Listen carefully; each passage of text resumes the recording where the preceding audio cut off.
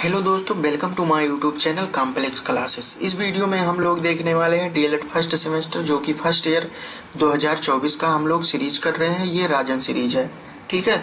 इसको बिल्कुल अलग ही अंदाज में कर रहे हैं। बिल्कुल राजन सीरीज को जो है हम कॉपी पेस्ट नहीं कर रहे हैं, कॉपी पेस्ट किए हैं लेकिन अलग प्रकार से हम लोग देख रहे हैं वीडियो। तो इसमें जो है ये कौन सा पेपर है, ये बाल विकास पेपर है और ये पेपर नंबर फर्स्ट है, ठीक है। उसके बाद में ये क्लास नंबर सेकंड है। फर्स्ट क्लास में हम लोग जो है 50 क्वेश्चन देख चुके हैं। उसके बाद में ये क्वेश्चन किस प्रकार का है, ये अतिलघु उत्तरीय प्रश्न है, वह विकल्पीय प्रश्नों को हम लोग कर चुके हैं। और ये सब जो हम करा रहे हैं इसमें जो है बहुत क्वेश्चन मिलेंगे जो पिछले वर्ष में आए हुए हैं, ठीक है। इतना आप लोगों को पता होना चाहिए। और इसका आप लोग अगर पीडीएफ प्राप्त करना चाहें तो आप हमारे टेलीग्राम चैनल से जुड़ सकते हैं, वहाँ पे आपको पीडीएफ प्रोवाइड कर दिया जाएगा। तो चलिए देखते हैं। फर्स्ट वीडियो में लेक्चर में हम लोग क्या कर चुके हैं, 1 से लेकर 50 नंबर क्वेश्चन तक हम लोग देख चुके हैं। इसमें 51 नंबर क्वेश्चन से देखने वाले हैं। जो लोग चैनल को अभी तक सब्सक्राइब नहीं किए हैं सब्सक्राइब कर लें। तो चलिए देखते हैं कि क्वेश्चन क्या क्या है।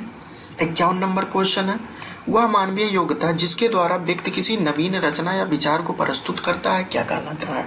तो ये जो योग्यता होती है उसे सृजनात्मकता कहलाती है। 52 नंबर देखते हैं, बालक के विकास में जो परिवर्तन होते हैं उनका संबंध शरीर और मन दोनों से होता है। स्पष्ट करना है कि शरीर से भी परिवर्तन होता है और मन से भी परिवर्तन होता है। तो यहाँ पे ये 2019 में क्वेश्चन आया हुआ है। इसका उत्तर अगर देखें तो बालक के विकास का प्रभाव न केवल उसके शरीर में होने वाले परिवर्तनों पर पड़ता है बल्कि उसके हार्मोनों में भी परिवर्तन आता है, ठीक है, जिसका प्रभाव उसके मन पर भी पड़ता है। हार्मोन्स में जो परिवर्तन आता है उसका प्रभाव जो है मन पर भी पड़ता है। इससे न केवल वह शारीरिक रूप से परिवर्तित तथा विकसित होता है बल्कि मानसिक रूप से भी परिवर्तित तथा विकसित होता है। यहाँ पे स्पष्ट हो गया है कि उसका संबंध शरीर और मन दोनों से होता है, स्पष्ट करना है। इतने में 4 लाइन में ये आपका क्वेश्चन कंप्लीट हो गया है। अब हम लोग देखते हैं 53 नंबर क्वेश्चन। 53 नंबर क्वेश्चन जो है 2019 में आ चुका है। इसमें क्या है, बाल विकास के सिद्धांतों का शैक्षिक महत्व बताइए। यहाँ पे बाल विकास के जो सिद्धांत होते हैं उसका शिक्षा में क्या महत्व है ये हमको एक्सप्लेन करना है, ठीक है। तो चलिए देखते हैं। वो बाल विकास के सिद्धांत जो अलग अलग सिद्धांत होते हैं वहाँ पे इसका आंसर हम लोग देखते हैं। बाल विकास के सिद्धांत हमें यह बताते हैं कि विभिन्न अवस्थाओं में बालक का विकास एक समान नहीं होता है। ये आप लोगों को पता है कि अवस्थाओं को इसीलिए बांटा गया है क्योंकि अगर उसकी जो विकास होता है उसको अलग अलग हम लोग समझ सकें। और शैक्षिक महत्व के बारे में देखें तो अलग अलग जो शैशवावस्था, बाल्यावस्था और किशोरावस्था, इसमें अध्ययन कब से किया जाता है, जन्म से लेकर जब बच्चे का जन्म होता है उससे लेकर जो है किशोरावस्था, शैशवावस्था, बाल्यावस्था और किशोरावस्था 18 वर्ष तक बाल विकास के सिद्धांतों के अंतर्गत बालक का अध्ययन किया जाता है, ठीक है। और इसीलिए जो है अवस्थाओं में बांटे हैं क्योंकि बच्चों को समझने में आसानी हो। अवस्था सिद्धांत बालक के विकास को विभिन्न अवस्थाओं में बांटकर उसके विकास की व्याख्या करते हैं, आसानी से व्याख्या हम कर सकें, इसीलिए जो है अवस्थाओं को बांटा गया है। जबकि प्रक्रिया सिद्धांत यह बताते हैं कि बालक के विकास को प्रक्रियाओं के आधार पर बांटकर भी उसके विकास की भविष्यवाणी की जा सकती है, ठीक है। पहले से अगर अवस्थाओं में बांटते हैं तो उतना आपको पता होगा कि इस अवस्था में बालक का विकास कितना होगा, मानसिक स्तर क्या होगी, क्या लेवल होगा, आईक्यू क्या लेवल होगा, ये हम भविष्यवाणी कर सकते हैं। एग्जैक्ट बिल्कुल हम बता नहीं सकते हैं। उसके बाद में 54 नंबर क्वेश्चन है। 54 नंबर क्वेश्चन में है, शैशवावस्था में शिक्षा का स्वरूप कैसा होना चाहिए। अब 2019 और 23 में ये क्वेश्चन आ चुका है। अब इसीलिए हम जो है अलग अलग अवस्थाओं को अलग अलग एज में हम लोग बांटे हैं। तो शैशवावस्था में पूछ रहा है कि शिक्षा का स्वरूप कैसा होना चाहिए। अगर हम अवस्थाओं में जो है अगर बालक के विकास को अवस्थाओं में नहीं बांटते तो इतना हम अनुमान नहीं लगा सकते, भविष्यवाणी नहीं कर सकते कि बालक के शिक्षा स्तर क्या होनी चाहिए, ठीक है। इसीलिए हम अवस्थाओं को अलग अलग बांटे हैं। तो यहाँ पे शैशवावस्था में बालक को दी जाने वाली शिक्षा उसके भविष्य के विकास की नींव का कार्य करती है। जो भविष्य के विकास यानी ये प्रारंभिक अवस्था है शैशवावस्था। इस समय उसे भाषा, आचार विचार, नैतिकता, आदत निर्माण की शिक्षा दी जानी चाहिए। यहाँ छोटा बालक है शिशुअवस्था में 0 से 5 वर्ष या 6 वर्ष, कहीं कहीं बुक में लिखा रहता है। तो यहाँ पे उसको जो है भाषा, आचार विचार, नैतिकता, आदत निर्माण की शिक्षा दी जानी चाहिए। ठीक है। 55 नंबर हम लोग देखते हैं। 55 नंबर में क्या है, बाल्यावस्था में मानसिक विकास की 2 विशेषताएं लिखिए। अवस्था इसीलिए हम जो है अलग अलग कैटेगरी में बांटे हैं। 2019 का ये क्वेश्चन है। अब बाल्यावस्था की 2 विशेषताएं लिखना है। बाल्यावस्था में बालक की ज्ञानेंद्रियां प्रौढ़ होने लगती है। ठीक है। शैशवावस्था खत्म हो जाता है, उसके बाद में बाल्यावस्था। तो यहाँ पे ज्ञानेंद्रियां जो है प्रौढ़ होने लगती है। बाल्यावस्था में बालक संवेदना से प्रत्यक्ष ज्ञान की ओर बढ़ने लगता है। ठीक है। संवेदना यानी टच करने पर वो प्रत्यक्ष ज्ञान मतलब जो सामने बिल्कुल उसको दिख रहा हो, उस ज्ञान की ओर वो आगे बढ़ता है। 56 नंबर क्वेश्चन देखते हैं।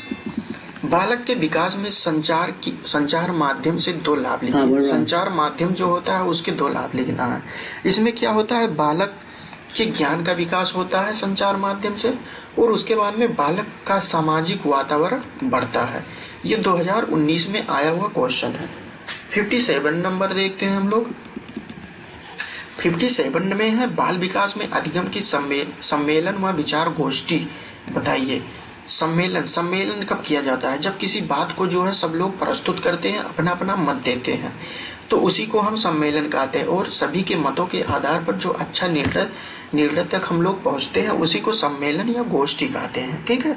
जैसे अलग अलग सम्मेलन होते हैं, पर्यावरण सम्मेलन हो गया, वन्यजीव संरक्षण अधिनियम सम्मेलन, अलग अलग प्रकार के सम्मेलन होते हैं। उसमें सभी देशों के लोग एक कमरे में बैठते हैं और डिसीजन लेते हैं कि क्या कुछ अच्छा किया जाए, वहां तक पहुंचते हैं, उसी को सम्मेलन कहते हैं।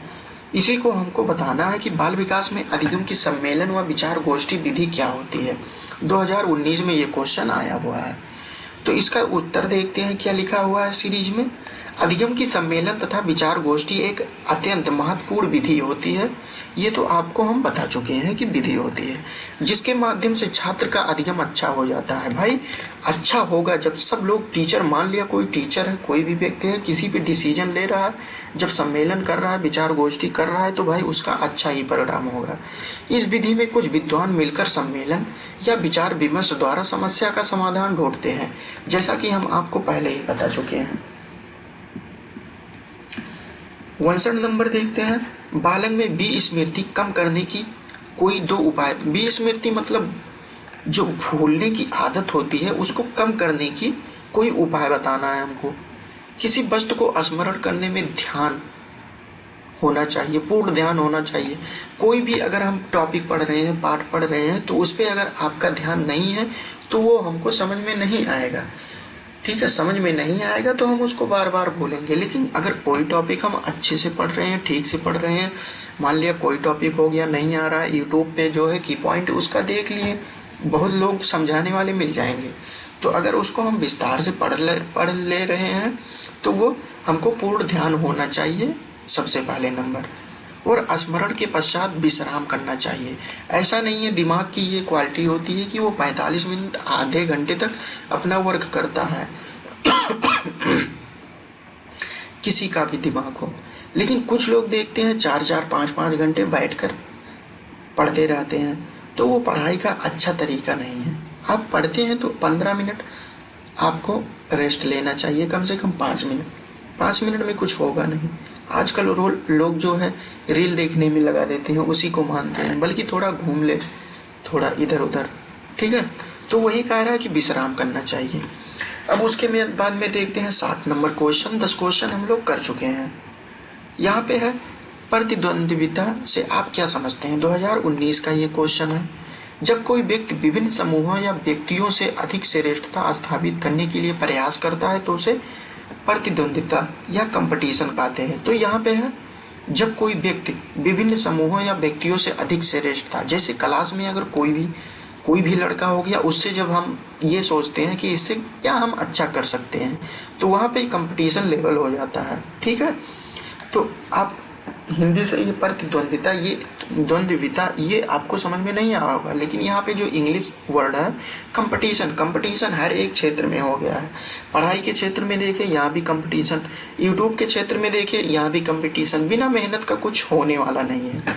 आज के ज़माने में ये हो गया है कंडीशन। 61 नंबर देखते हैं, सीखने में पठार के 2 प्रमुख कारण एवं उन्हें दूर करने के उपाय बताइए। ठीक है, इसका उत्तर देखते हैं। सीखने में पठार के कारण, क्या कारण हो सकते हैं? प्रेरणा का अभाव। यहाँ अगर मोटिवेशन का आपके अंदर अभाव है, मोटिवेट आपको कहीं से नहीं मिल रहा है, अगर मोटिवेशन मिल जा रहा है तो आप अच्छा काम करेंगे। मोटिवेशन मीन्स क्या होता है? अंदर का जो गुण होता है उसको निकालना, प्रदर्शित करना। अगर कोई बालक डॉक्टर बनना चाहता है तो हम जो है बाल विकास के अंतर्गत उसके गुणों को देख सकते हैं और भविष्यवाणी कर सकते हैं कि ये बालक मास्टर बनेगा या डॉक्टर बनेगा। तो वही है, सीखने के पठार के कारण क्या हो सकते? प्रेरणा का अभाव, यानी मोटिवेशन की कमी अगर उसके अंदर है। अभ्यास का अभाव, अगर आप अभ्यास नहीं कर रहे हैं तब भी सीखने का पठार, सीखने का पठार मीन्स होता है जो रुकावट आ जाती है, उसी को पठार हम कहते हैं। पठार को दूर करने के उपाय क्या क्या है? यहाँ पे अलग अलग जो उपाय दिए हैं वो हम देखने हैं। विभिन्न साधनों से प्रेरणा देना। ठीक है, अलग अलग जो साधन होते हैं उसके द्वारा हम मोटिवेट करते हैं कि ये काम ऐसा करना चाहिए।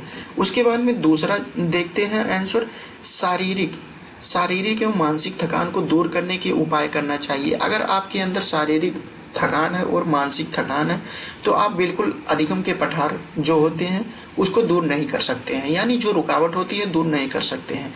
तो वही दूर करने के ये उपाय बताया है कि मानसिक थकान को दूर करना चाहिए और शारीरिक थकान को। ठीक है, उसके बाद में तीसरा नंबर देखते हैं, आदतों को सुधारने का प्रयास। जो हमारे अंदर आदतें हैं, गलत आदतें हैं तो भाई उसको सुधारना पड़ेगा, और अच्छी जो आदतें हैं उसको भाई ग्रहण करे रखो। ठीक है, संगत का प्रभाव पड़ता है। तो इसीलिए यहाँ कह रहा है अगर पठार को, अधिगम के पठार को आपको निवारण करना है, दूर करना है, तो इसके लिए आदतों को सुधारना अति आवश्यक है। 62 नंबर देखते हैं। यहाँ पे इतना हम आशा करते हैं जो समझा रहे हैं आपको समझ में आता होगा। अगर आप लोगों को समझाने का तरीका या कुछ भी अलग अलग रहा हो, इससे अच्छा कुछ हम कर सकते हैं, तो आप लोग जो है अपनी बातों को कमेंट बॉक्स में रख सकते हैं। वहाँ पे हम देखेंगे कि क्या दिक्कत आ रही है आप लोगों को। ठीक है, 62 नंबर देखते हैं। और जो लोग चैनल को सब्सक्राइब नहीं किए हैं सब्सक्राइब कर लें। तो 62 नंबर देखते हैं कि इसमें क्या कहा है। शिक्षक को बाल विकास का ज्ञान क्यों आवश्यक है, यानी शिक्षक को बाल विकास का ज्ञान इतना आवश्यक क्यों है। ठीक है, कोई भी टीचर हो गया, बाल विकास का ज्ञान नहीं है, इसका 2 कारण बताना है। ये जो है 2022 में क्वेश्चन आ चुका है। अब शिक्षक को बाल विकास का ज्ञान भाई इसलिए आवश्यक होता है क्योंकि अगर बाल विकास का उसे ज्ञान है तो बाल विकास के अंतर्गत बालक के विकास का अध्ययन किया जाता है। इसकी शैक्षिक जो है अवस्थाओं में अलग अलग क्या शिक्षा का लेवल होगा, इसीलिए जो है शिक्षक को बाल विकास का ज्ञान होना अति आवश्यक है। ठीक है, क्योंकि उसको जो है बालक को ही पढ़ाना है। इसका उत्तर देखते हैं। शिक्षक के लिए बाल मनोविज्ञान की उपयोगिता को निम्नलिखित बिंदुओं द्वारा स्पष्ट किया जा सकता है। तो वहाँ पे हम वो अलग अलग बिंदु देखते हैं, क्या क्या बिंदु है। बाल मनोविज्ञान शिक्षक को सम्यक दृष्टिकोण प्रदान करता है। ठीक है, उसके बाद में देखते हैं बाल मनोविज्ञान की सहायता से बालक के विकास की विभिन्न अवस्थाओं का ज्ञान होता है, जैसा कि हम ये बहुत पहले बता चुके हैं। इससे शिक्षक रुचि, क्रिया व खेल के सिद्धांतों पर आधारित शिक्षण पद्धति का उपयोग करता है, यानी जो शिक्षण पद्धति होता है, टीचिंग स्किल होता है, ठीक है, या मेथड होता है, वो अलग अलग बच्चे की अवस्थाओं के अनुसार जो है रुचि, क्रिया व खेल के सिद्धांतों पर आधारित अलग अलग जो पद्धति होती है उसका हम उपयोग करते हैं।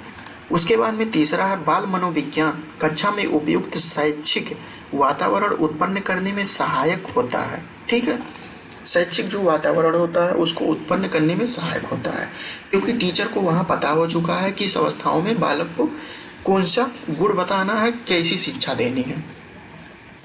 63 नंबर क्वेश्चन देखते हैं। शैशवावस्था की प्रमुख 2 विशेषताएं लिखिए। शैशवावस्था की प्रमुख 2 विशेषताएं लिखिए। ये हम लोग बाल्यावस्था के बारे में क्वेश्चन ये सेम कर चुके हैं, तो आपको ये पता होना चाहिए शैशवावस्था, बाल्यावस्था और किशोरावस्था की विशेषताएं क्या क्या है। यहाँ पे 2022 में ये क्वेश्चन आया हुआ है उत्तर देखते हैं सर्वांगीण विकास। सर्वांगीण मतलब चारों पक्षों का विकास, शारीरिक मानसिक सब प्रकार के जो अलग अलग विकास होते हैं। सर्वांगीण विकास मतलब बालक में जितने प्रकार के विकास होते हैं उसी को सर्वांगीण विकास कहते हैं। सर्वांगीण विकास की दृष्टि से शैशवावस्था की प्रमुख विशेषताएं अधोलिखित है। अब इसमें अधोलिखित क्या क्या है, यहाँ पे फर्स्ट नंबर पे दिया है शारीरिक विकास की तीव्रता। बालक के जीवन के प्रथम 3 वर्षों में शारीरिक विकास तीव्र गति से होता है। यहाँ बाल विकास का अध्ययन हम लोग किए हैं, तब हमको पता चल रहा है कि बालक की शारीरिक विकास की तीव्रता जो है बालक के शैशवावस्था में प्रथम 3 वर्षों तक, यानी जन्म से लेकर 3 वर्षों तक होता है। बल्कि शैशवावस्था जो लिया जाता है वो 0 से लेकर 5 वर्ष या जन्म से लेकर 5 वर्ष या 6 वर्ष, अलग अलग बुक में अलग अलग प्रकार से दिया हुआ है, लेकिन हम मानते हैं 0 से 5 या 6। उसके बाद में लंबाई तथा भार में वृद्धि होती है। शरीर के अन्य अंगों व मांसपेशियों का भी विकास तीव्र गति से होता है। ठीक है। उसके बाद में देखते हैं परिपक्वता, मैच्योरिटी क्या आती है, मैच्योरिटी लेवल क्या रहती है शैशवावस्था में किसी बालक की। इस अवस्था में शिशु शारीरिक तथा बौद्धिक रूप से अपरिपक्व होता है। इसमें मैच्योरिटी पूरा एकदम कंप्लीट मैच्योरिटी नहीं होती है, ये अपरिपक्व होता है इस शैशवावस्था में। स्वाभाविक रूप से वह धीरे धीरे पालन पोषण द्वारा परिपक्व हो जाता है, और वो धीरे धीरे जो है पालन पोषण द्वारा परिपक्व हो जाता है, मैच्योरिटी उसके अंदर आ जाती है। क्या बात सही है, क्या बात गलत है। ठीक है। उसके बाद में 64 नंबर देखते हैं किशोरावस्था का क्या तात्पर्य है। किशोरावस्था का अगर तात्पर्य की बात करें तो यहाँ पे है ब्लेयर जोन्स सिम्पसन के अनुसार किशोरावस्था प्रत्येक व्यक्ति के जीवन का वह काल है जो बाल्यावस्था के अंत में प्रारंभ होता है। भाई जब शैशवावस्था जब समाप्त हुआ तो वहाँ पे जब समाप्त होते होते वो बाल्यावस्था शुरू हो जाती है, तो वहाँ पे कहा कि बाल्यावस्था के अंत में प्रारंभ होता है तथा प्रौढ़ावस्था के प्रारंभ में समाप्त हो जाता है। ठीक है। तो यहाँ पे हम लोग 64 क्वेश्चन देख चुके हैं। अगला क्वेश्चन देखते हैं 65 नंबर। इसमें है समायोजन क्या है, एडजस्टमेंट इसे कहते हैं। समायोजन क्या होता है, ये 2022 और 23 में क्वेश्चन आ चुका है। ठीक है। तो चलिए देखते हैं गेट्स व अन्य के शब्दों में समायोजन का अर्थ क्या होता है। यहाँ पे है समायोजन निरंतर चलने वाली प्रक्रिया है जिसके द्वारा व्यक्ति अपने और वातावरण के बीच संतुलित संबंध रखने के लिए अपने व्यवहार में परिवर्तन करता है। ठीक है। तो यहाँ पे समायोजन को अगर आप सिंपल भाषा में समझना चाहें तो अलग अलग जो होता है क्षेत्र होता है, अलग अलग लोगों के बीच में हम लोग जाते हैं तो वहाँ पे उन्हीं के अकॉर्डिंग जो है हम लोग ये देखते हैं कि कौन व्यक्ति किस प्रकार से बात करता है, उसी के हिसाब से हमको जो है अपना व्यवहार बनाना पड़ता है कि हम इससे किस प्रकार से बात करें, ये इंसान किस प्रकार का है। ठीक है। तो यहाँ पे यही दे रहा है कि बीच संतुलित संबंध रखने के लिए अपने व्यवहार में परिवर्तन करता है। ठीक है। व्यवहार में हम परिवर्तन उस समय कर लेते हैं कि व्यक्ति क्या चाहता है और इससे कैसी बात करनी चाहिए। तो यही होता है समायोजन, एडजस्टमेंट इसे कहते हैं। ठीक है। और उसके बाद में सामाजिक विकास क्या होता है। सामाजिक विकास क्या होता है, 65 नंबर क्वेश्चन। यहाँ पे देखते हैं सामाजिक विकास का तात्पर्य विकास की उस प्रक्रिया से होता है जिसके द्वारा व्यक्ति सामाजिक वातावरण के साथ समायोजन करता है। समायोजन आपको अब समझ में आ गया होगा। सामाजिक नियमों के अनुरूप अपनी इच्छाओं एवं आवश्यकताओं पर नियंत्रण रखता है। समाज के नियम किस प्रकार से है उसी प्रकार से वो अपनी इच्छाओं और आवश्यकताओं, क्या उसकी आवश्यकताएं हैं समाज के अनुसार, उसको उसी पर नियंत्रण रखता है। दूसरे के प्रति अपने कर्तव्यों का अनुभव करता है। ठीक है। दूसरे के प्रति अपने कर्तव्यों का अनुभव करता है कि अपने कर्तव्य का अनुभव किस प्रकार से किया जाए, इस व्यक्ति से किस प्रकार से बात किया जाए, बिहेवियर किया जाए, तथा लोगों के प्रति अच्छे सामाजिक संबंध स्थापित करता है। ठीक है। अच्छे संबंध स्थापित करता है। 67 नंबर क्वेश्चन है आवाज में भारीपन किस अवस्था में आता है। तो ये आपको पता है कि आवाज में भारीपन जो आता है किशोरावस्था में आता है। अलग अलग प्रकार से हार्मोनल चेंज होते हैं हमारे शरीर के अंदर, जो कि सबसे ज़्यादा जो चेंजिंग होता है शैशवावस्था, बाल्यावस्था, वो सबसे ज़्यादा इन तीनों अवस्थाओं को लेकर किशोरावस्था में होता है। अब हम देखते हैं 68 नंबर, कल्पना से आप क्या समझते हैं। कल्पना कल्पना की दुनिया में आप घूम रहे हैं, ये आपको जानना है कि कल्पना की दुनिया, कल्पना आखिर क्या होता है। यहाँ पे देखिए, कल्पना मनुष्य के नवीन आविष्कार, कल्पना, अगर कोई भी, जितने भी वैज्ञानिक हैं उनके अंदर इमेजिनेशन पावर, कल्पना करने का गुण नहीं है तो वो वैज्ञानिक नहीं हो सकते।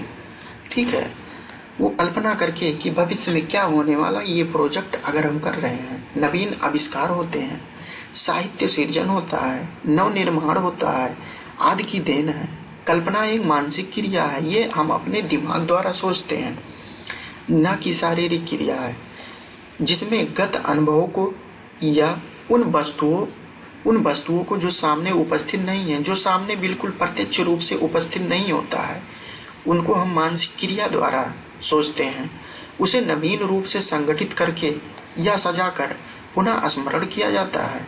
कल्पना में स्मृति का भी प्रभाव परिलक्षित होता है। यहाँ स्मृति, मेमोरी का भी प्रभाव परिलक्षित होता है। कल्पना संवेदन, प्रत्यक्षीकरण एवं स्मृति पर आधारित होते हुए भी एक स्वतंत्र क्रिया है। आप कल्पना, यहाँ पे बैठे हैं इलाहाबाद में, प्रयागराज में बैठे हैं, तो आप कल्पना कर सकते हैं कि आजाद पार्क हम घूम रहे हैं, ठीक है, संगम हम घूम रहे हैं किसी के साथ, कल्पना कर सकते हैं रूम पर बैठते बैठते। तो इसीलिए आधारित होते हुए भी ये स्वतंत्र क्रिया है।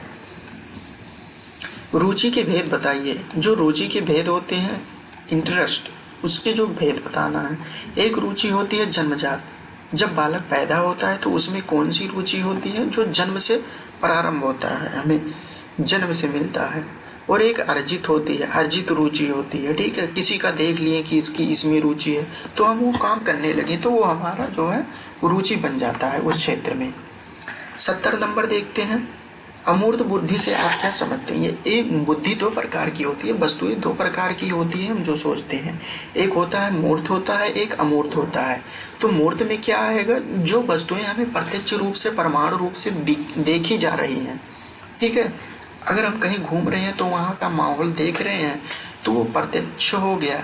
और अप्रत्यक्ष, जैसे मूर्त हो गई, ठीक है, ओ सॉरी, यहाँ पे मूर्त वस्तु ये वो होती है जिसको हम प्रत्यक्ष रूप से देखते हैं, और अमूर्त जिसको हम बिल्कुल देख नहीं सकते हैं, उसको कल्पना कर सकते हैं।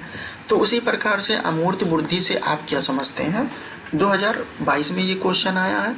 अब अमूर्त बुद्धि ज्ञानोपार्जन के प्रति रुचि, रुझान, पढ़ने लिखने से संबंधित पुस्तकीय ज्ञान प्राप्त करने में, शब्दों तथा प्रतीकों के रूप में उपस्थित समस्याओं को हल करने में प्रकट होती है, जैसे गणित के सूत्रों को हल करने में, दर्शन एवं तर्कशास्त्र के विषयों को समझने में, साहित्यिक रचनाओं की सौंदर्य अनुभूति में यही बुद्धि कार्य करती है, ठीक है, बुद्धि का यही कार्य है। उसके बाद में देखते हैं 71 नंबर, शारीरिक विकास का अध्ययन क्यों जरूरी है। शारीरिक विकास का अध्ययन क्यों जरूरी है, 2 कारण बताइए। ये है 2022 का क्वेश्चन, आया हुआ क्वेश्चन है। हम लोग देखते हैं शारीरिक विकास मानव जीवन का सर्वाधिक महत्वपूर्ण पक्ष होता है, ठीक है, तथा माता पिता एवं गुरुजन के लिए विभिन्न आयु में होने वाले परिवर्तनों एवं उनको प्रभावित करने वाले कारकों का ज्ञान होना आवश्यक है। व्यक्ति की शारीरिक रचना उसके संपूर्ण व्यवहार को प्रभावित करती है, अतएव व्यवहार के परिशोधन की तरह भी ध्यान देना चाहिए। बालक के शारीरिक विकास का भावी जीवन और शिक्षा प्रक्रिया से गहरा संबंध है, अतः शारीरिक विकास पर जन्म से ही ध्यान देना आवश्यक होता है, ठीक है। उसके बाद में देखते हैं बाल्यावस्था की जो विशेषताएं, ये विशेषताएं हम लोग देख चुके हैं, ठीक है, वही क्वेश्चन बार बार पूछा जा रहा है, चलिए फिर भी देख ले रहे हैं। शारीरिक तथा मानसिक विकास में स्थिरता। बाल्यावस्था में शारीरिक तथा मानसिक विकास में स्थिरता आ जाती है। विकास की स्थिरता शारीरिक तथा मानसिक शक्तियों को दृढ़ता प्रदान करती है। जो स्थिरता होती है मैच्योरिटी प्रदान करती है। बालक की चंचलता घटने लगती है तथा उसका मस्तिष्क परिपक्व दिखाई देने लगता है तथा वह प्रौढ़ों के साथ व्यवहार करना चाहता है। उसके बाद में 22 नंबर देखते हैं, मानसिक योग्यताओं में वृद्धि। बाल्यावस्था के दौरान बालक की मानसिक क्षमताओं में लगातार वृद्धि होती रहती है। संवेदना, प्रत्यक्षीकरण, स्मरण शक्ति का विकास द्रुत गति से होता है।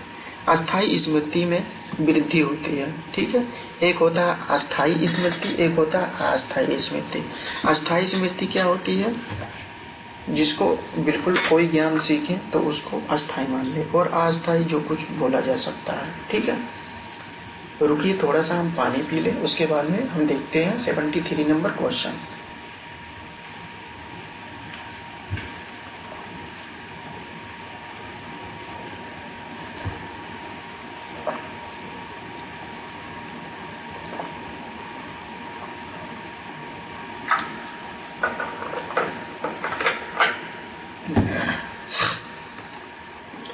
तो यहाँ पे हम लोग 73 नंबर क्वेश्चन देख रहे हैं।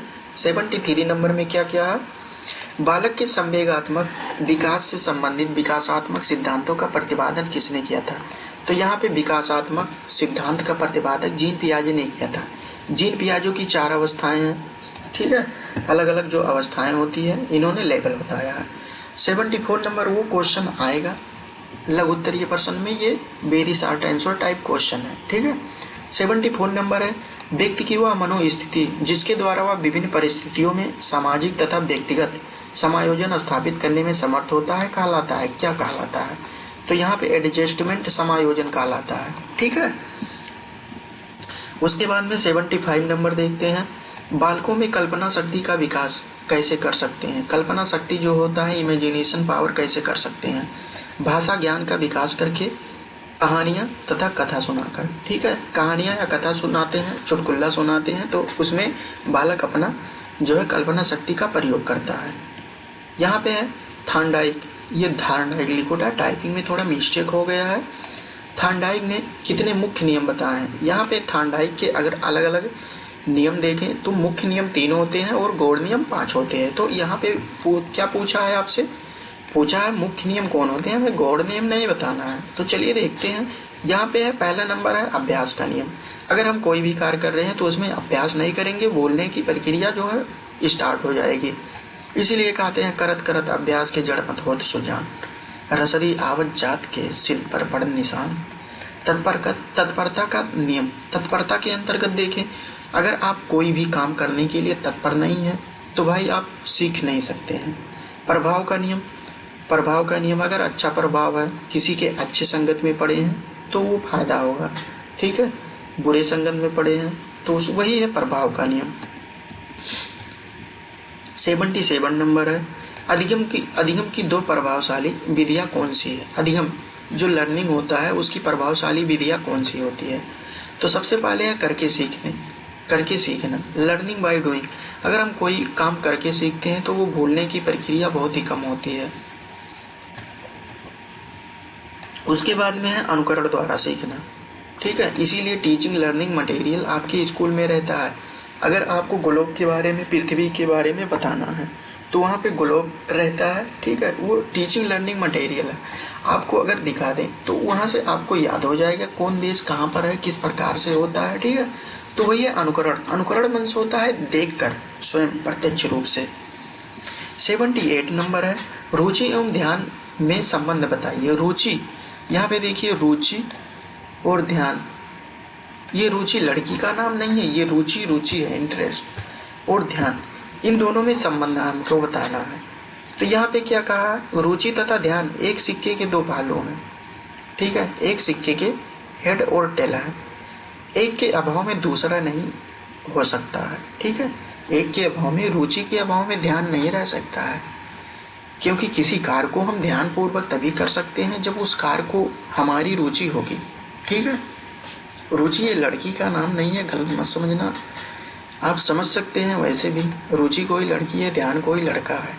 तो यहाँ पे ध्यान रुचि के बिना बिल्कुल नहीं रह सकता है, क्योंकि वह प्यार करता है। तो वही सब यहाँ पे बात घुमाकर लिखा हुआ है, रुचि तथा ध्यान एक सिक्के के 2 पहलू हैं।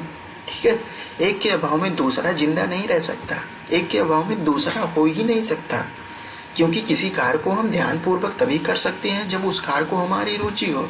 जब रुचि में हमें है कि भाई यहाँ ठीक से ध्यान दे रही है तो भाई हमें रहेगा ना काम में रुचि। तो वही सब है, आप समझ सकते हैं बिल्कुल सिंपल भाषा में, अपने भाषा में समझने की कोशिश करिए। बाल विकास ऐसा सब्जेक्ट है हम तो बीएससी और एमएससी किए हैं, डीएलएड किए हैं, बीएड किए हैं, लेकिन जब हम बाल विकास पढ़े तो हमको इतना मज़ा आया ना, हम क्या बताएं आप लोगों को। इससे ज़्यादा मज़ा हमको किसी सब्जेक्ट में नहीं आया जितना बाल विकास में आया। तो यहाँ पे 79 क्वेश्चन देखते हैं। व्यक्तित्व मापन की प्रमुख विधियाँ कौन सी हैं? व्यक्तित्व मापन जो पर्सनालिटी मेजरमेंट होता है, अलग अलग मेथड होते हैं कि किस प्रकार से किसी व्यक्ति के पर्सनालिटी का मेजरमेंट कर सकते हैं, ठीक है, आंतरिक और बाह्य गुणों के आधार पर। तो यहाँ पे है व्यक्तित्व मापन की प्रमुख विधियाँ वस्तुनिष्ठ विधि, उसके बाद में है आत्मनिष्ठ विधि, और एक होता है प्रक्षेपण विधि। विस्तार से हम लोग लघु उत्तरीय प्रश्नों में देखेंगे।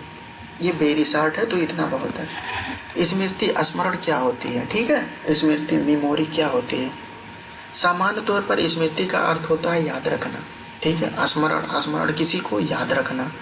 वुडवर्थ ने कहा, यहाँ पे क्या अपना डिफिनेशन दिया है, इन्होंने कहा है जो बात पहले सीखी जा चुकी है उसको याद रखना ही स्मृति है।